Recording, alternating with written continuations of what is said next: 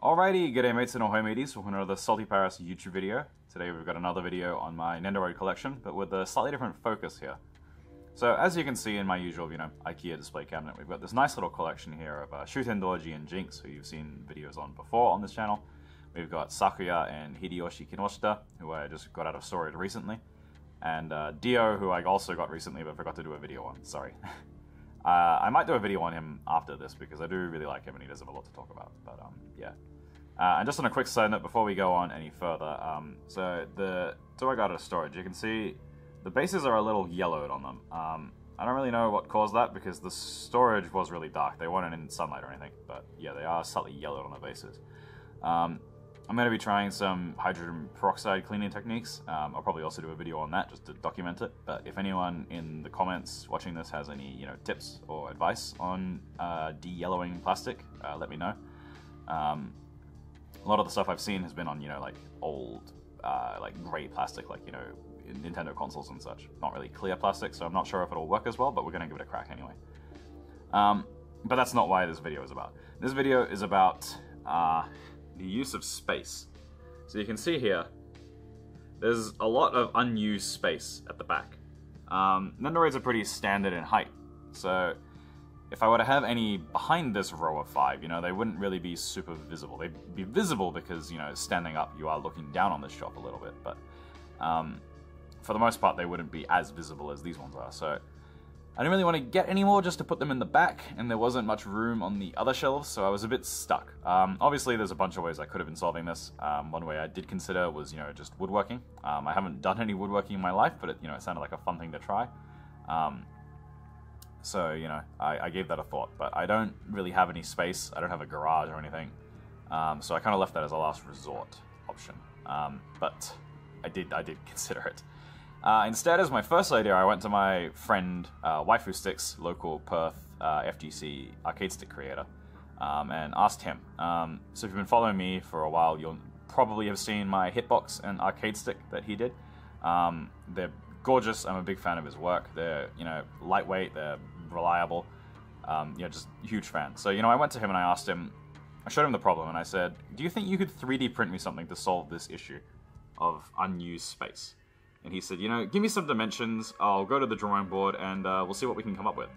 So, yeah, let's go take a look at what he made. And so here we have the finished product. It's pretty simple, really. It's just these sort of 3D printed sides with plexiglass used as the shelves. I think it's even just reusing off-cut plexi from his stick creation, which is pretty convenient.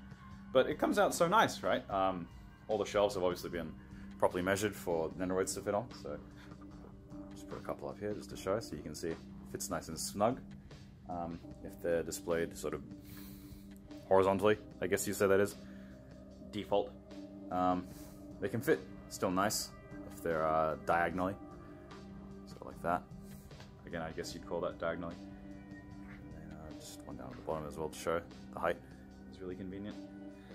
Yeah, so this sort of just triples my storage space because they've all got so much more room to show off everything. Obviously, with the shelves being designed for the bases as they are, anything that has a bigger base, there are a couple of Nendoroids that have more accessories or just be bigger. Those kind of have to go on the bottom, on the ground floor, I guess you can say.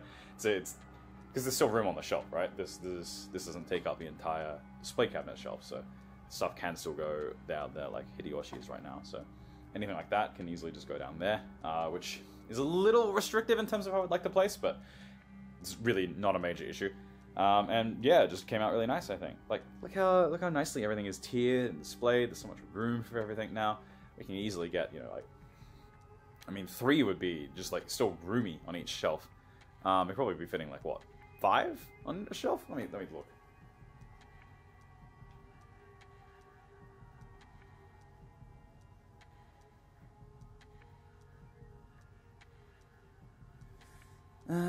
If they were displayed all horizontally, you could easily get 5 on there, I think.